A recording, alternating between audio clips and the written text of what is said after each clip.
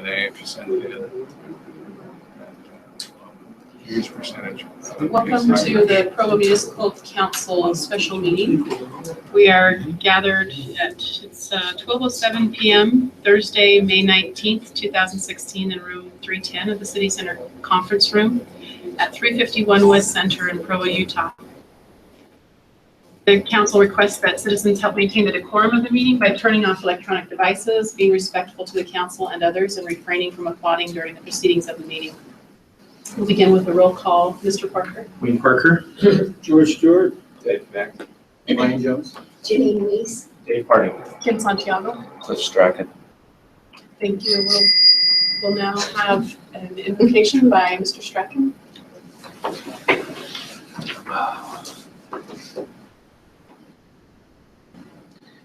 In heaven, we are grateful for the opportunity to serve in the city of Provo. We're grateful for the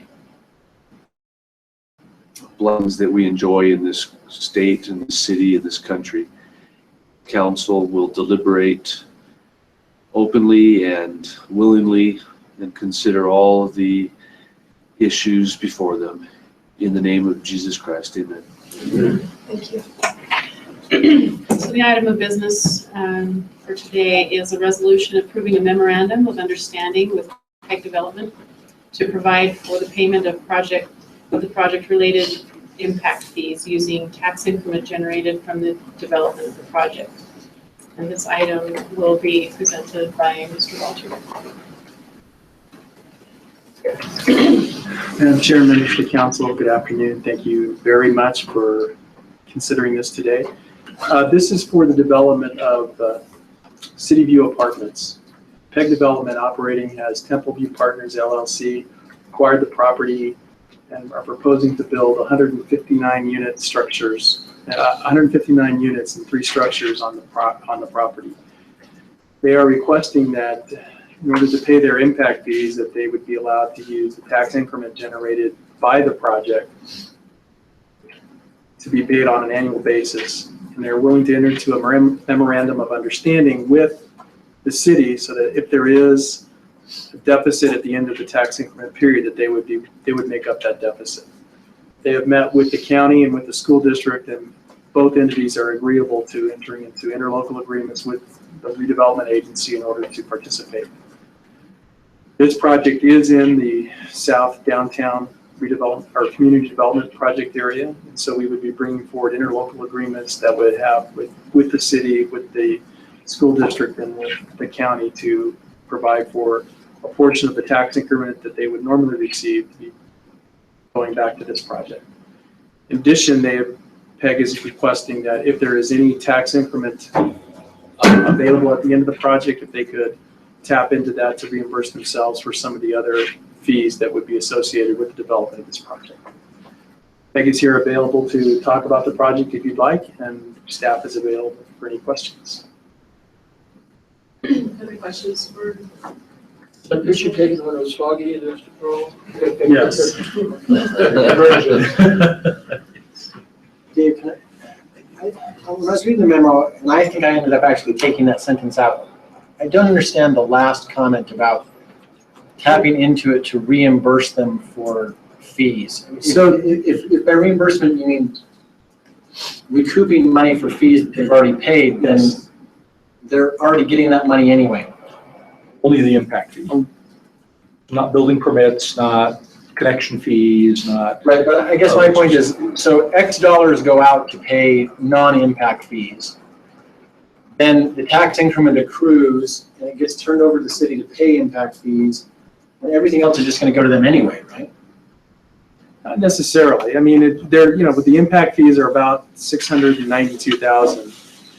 So depending on what value the product goes on the tax rolls for, we've, in our calculations, we've requested a maximum of $880,000, but that's not a guarantee that there will be that full $880,000 over the course of a 10-year period.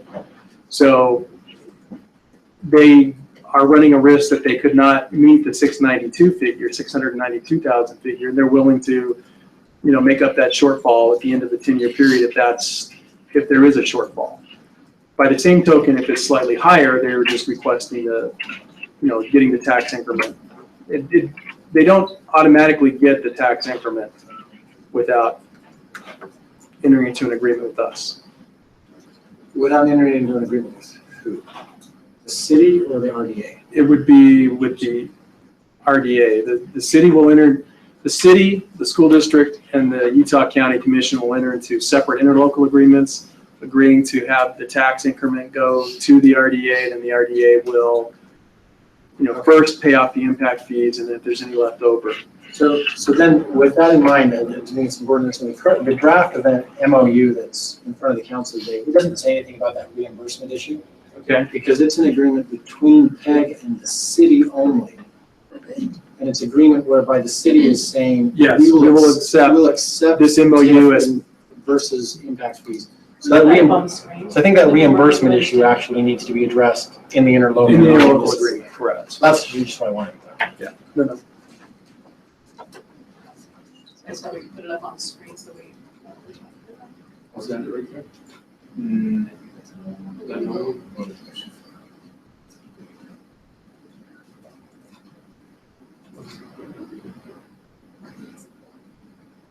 But the sentence we're looking for is not there. Right, well, because just for the council's information, when the MOU came to me yesterday, it contained obligations for the city. It also contained obligations for the RDA. And since this is only a meeting of the council, I took the obligations for the RDA out. One of which was this sentence about the reimbursement. But we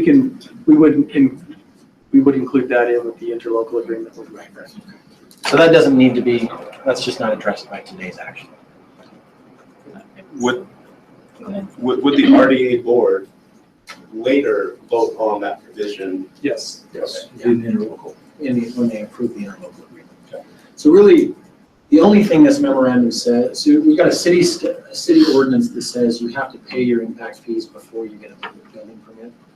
This is really just an agreement that says in this particular case, the council is willing to waive that requirement and say, since you're promising us that tax increment financing will come directly to us as it's accrued, we're willing to accept that that's a good enough way for you to pay your impact fees. That's really all this does. We'd be agreeing, rather than taking the 652,000, 692 roughly, yes. Okay, the number in our material and the explanation was 652. So we're agreeing, instead of taking it up front like we would in a standard project, we are agreeing to take that over time as it comes in, and if in the 10 years we haven't hit that 692,000, then we'll take the lump sum at the end of that to make up the rest. Right.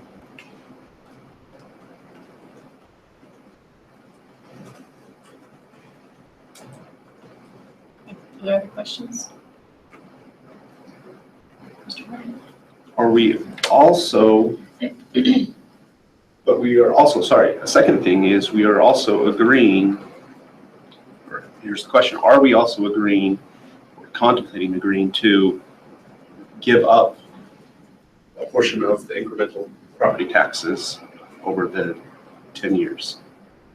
Not here. Not in this instance, but when we bring forward the interlocal agreement for the redevelopment agency board to consider, then the city would agree at that point to give up a portion of their increased tax revenue to the project, similar to the way the school district and the county would.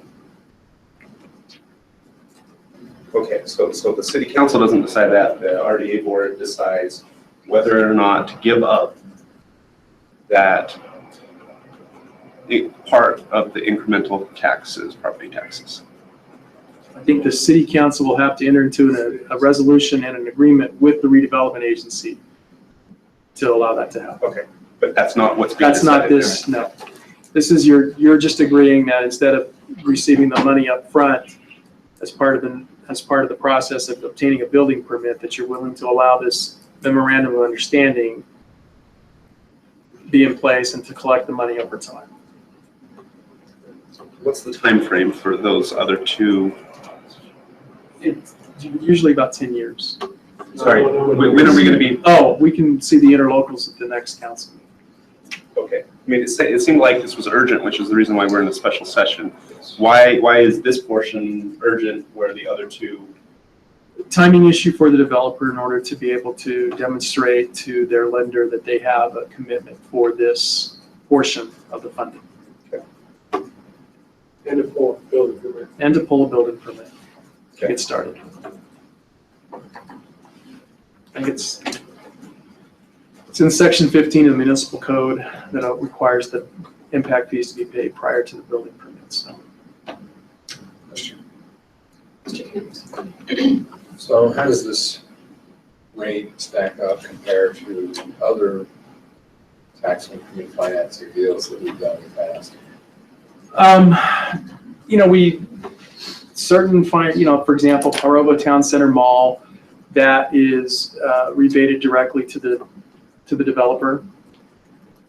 And then it just gets transferred, has a asset of the mall, of the center itself. It's been transferred now twice to the current owner. There are some developments that are occurring in Mountain Vista Business Park where they are getting their increment on a sliding scale simply by virtue of developing in the business park.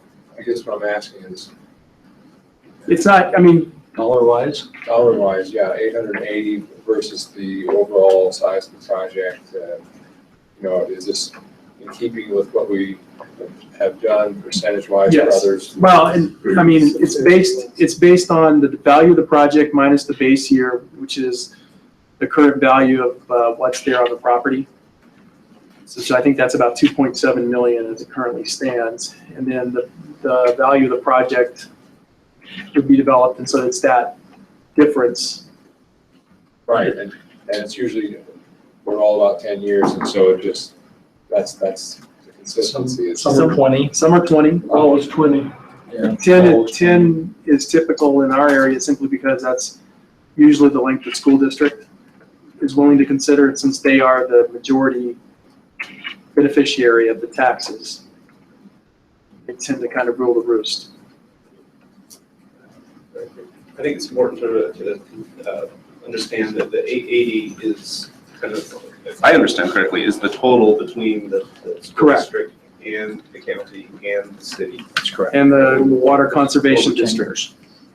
So the 4 entities, that's the maximum amount that we could collect over the period. And so even though we'll be collecting 650, 690,000 in impact fees, we're only giving up 200 some odd from our property taxes.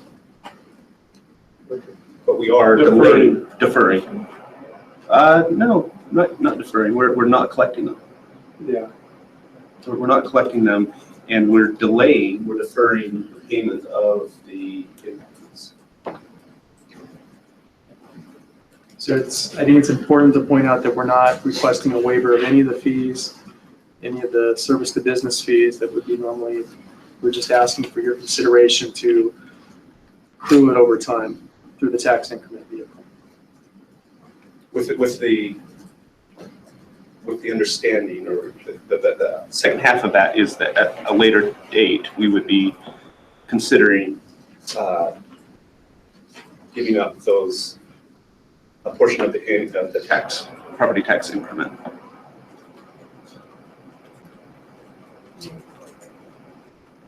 If, After the term's over, you're done. Sorry, during that 10-year period. So there's two things that are going on. If we did nothing, and if the developer wanted to go ahead and do this anyway, we would be getting, somewhere in the $600,000 for impact fees, all the other fees that are not being talked about really, and then we would be getting the full increment of property taxes. So what we're being asked to do is, not right now, but what we will be asked is to give up that tax increment, a portion of that tax increment, 95% of that tax increment, and with that, pay the impact fees over time. So there is kind of two things going on. One, we're giving up property taxes, and two, we're taking impact fees over time rather than upfront, which is standard. And for that benefit, the developer will tell us that, this is not a viable project without this package. So if this is a development you want to see, then we're asking for help to do that. So I think that's kind of what we're weighing is, are we willing to give up some of our property taxes and take the impact fees over time in order to facilitate this particular project to come in?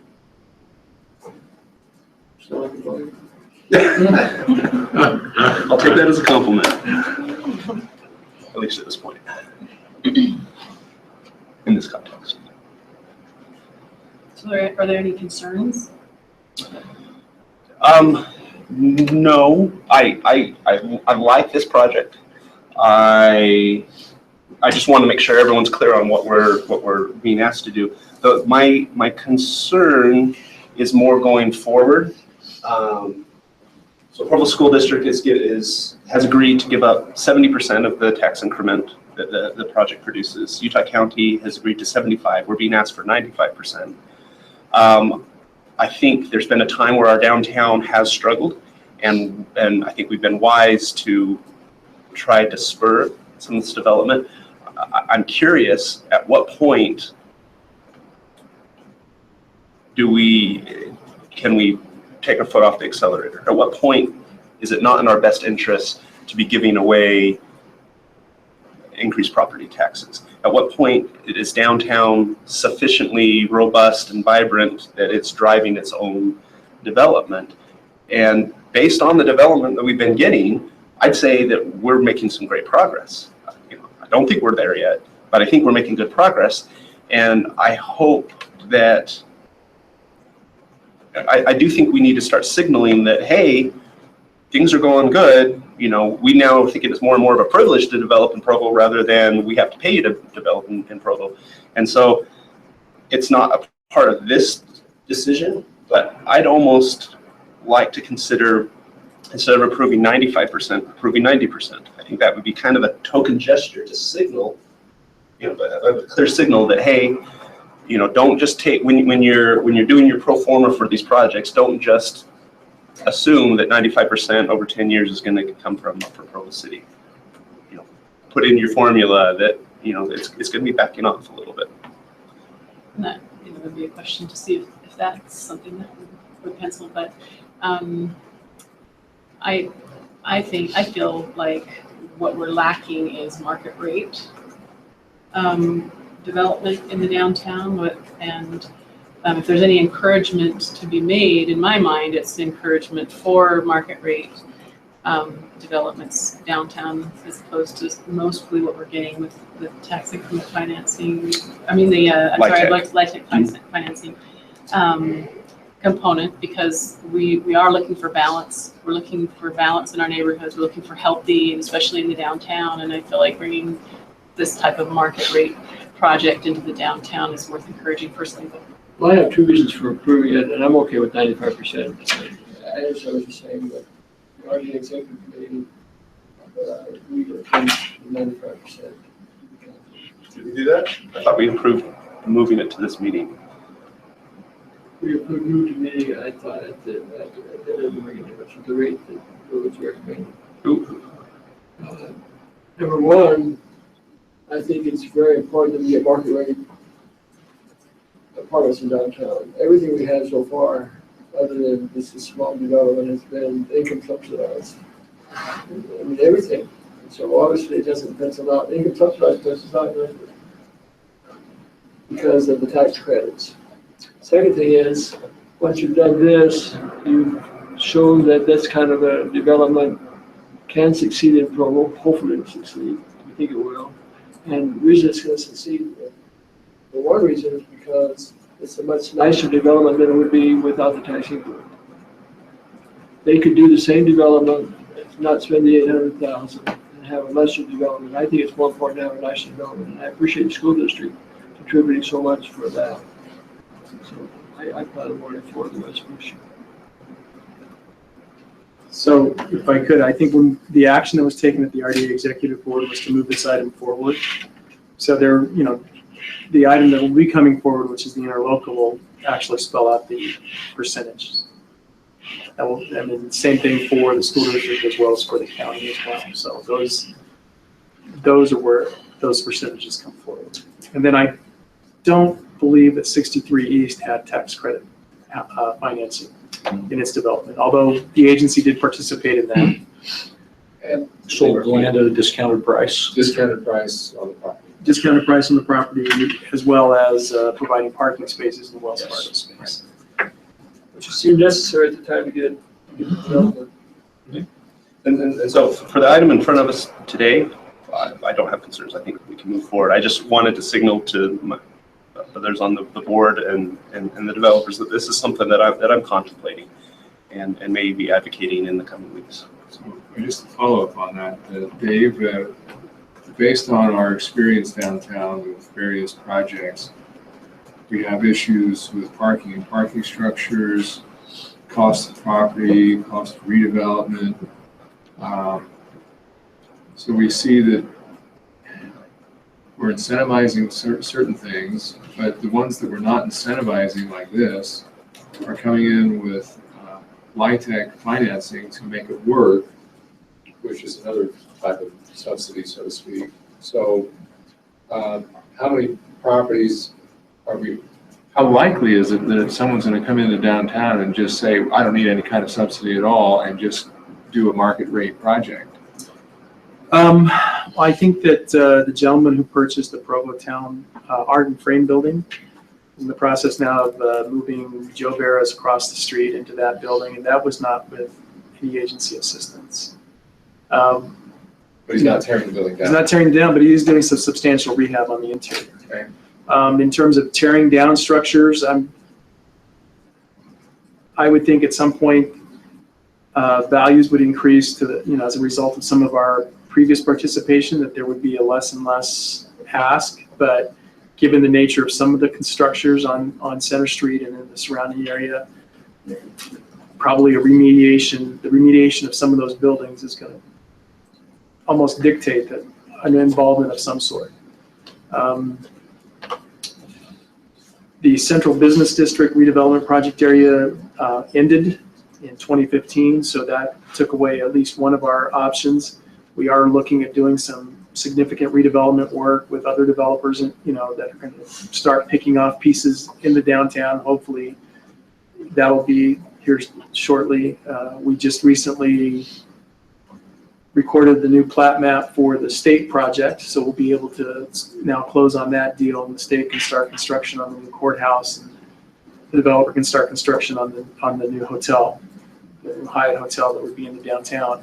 And as parts of that start to come together, I think we'll see renewed interest on other parties to come into the area for redevelopment purposes. So I was just trying to follow up on Dave's comments, which on the surface sounds reasonable, but I just wanted to see how financially feasible and how close we are to that kind of reality. This is, in terms of the downtown, this is kind of a little different for us. In the past, most of the participation on the result of the agency has been in this creation of structured parking, and that tends to be a pretty high-ticket item. So, we participated with the Wells Fargo, the Zions Bank, Provo Town Center. So, and I believe we also helped with the new skin structure as well. So, Marriott. So, in trying to create and enhance an environment in the downtown that businesses can succeed and people would feel welcome at, our participation's mainly been trying to alleviate some of the costs of the structured parking. And in return, we would get parking that would be available for customers and residents, potential residents, in the afternoon and the evening and the weekends. Just a quick calculation, quick estimate, a 5% change from 95 to 90, we're talking about $13,000 in a $20-30 million project. So like I said, it's kind of a token amount. It's mostly a signal to future developers that, if you're going to say, here's a project you can do, and here's a project you can do, and here's some money to go along with it. Almost every time someone's going to say, well, I'll do the project and I'll take the money.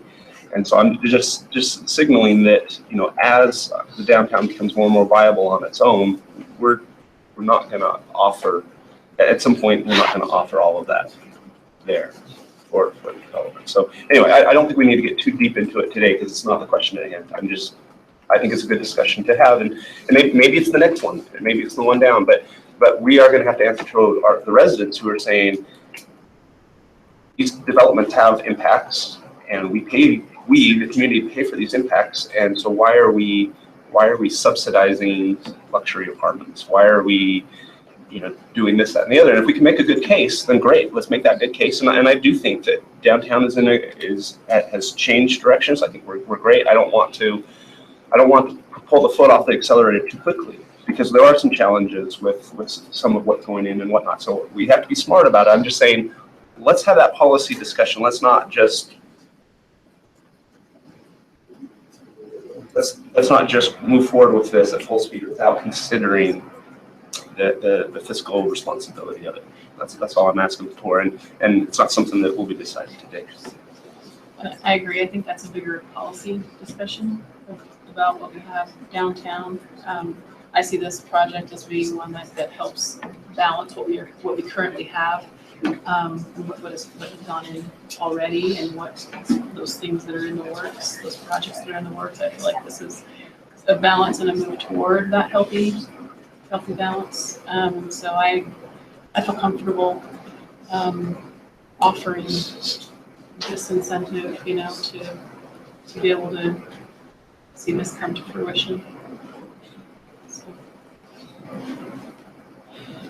Are there other questions for Mr. Walters? Okay, thank you.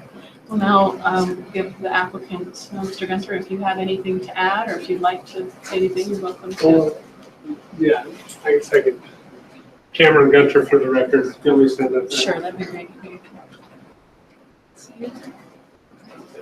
Somebody said, don't say much. The vote's going your way. But I do want to say thank you for, one, taking the time and having a special meeting so we can get moving forward and considering our application. But we look forward to continuing to develop. We love Provo. We love downtown Provo. And, we'll continue to work with whatever we need to work with and sit down as a partnership. We treat this as a true partnership. So if it's got to work for us, but we also understand it needs to work for the community and the city. You represent the citizens. So unfortunately, on my side, I was on the city side for 8 years and got to deal with what Dave and Wayne get to deal with. I was the smart one and left. They haven't smartened up yet. So thank you again. If you have any questions for us, we're happy to answer those. Any other questions for Mr. Gunther? Thank you. Wayne and Mr. Walters might have questions for you. I tried to be smart. Yes. That's exactly it. Well, I'll bring it back for discussion with the council or a motion to that point. I'll move that we approve a resolution approving a memorandum of understanding with Peggy on for payment of the project related impact fees using tax increment TRA for the development of the project. Is there a second? I'll second that. Any discussion on the motion? Those in favor? The voting is unanimous, the 4 that are here today, so the motion carries. I'll look for a motion to adjourn. Thank you, Mr. Knapp. Is there a second? Mr. Harding, all in favor? Voting is unanimous. We're adjourned.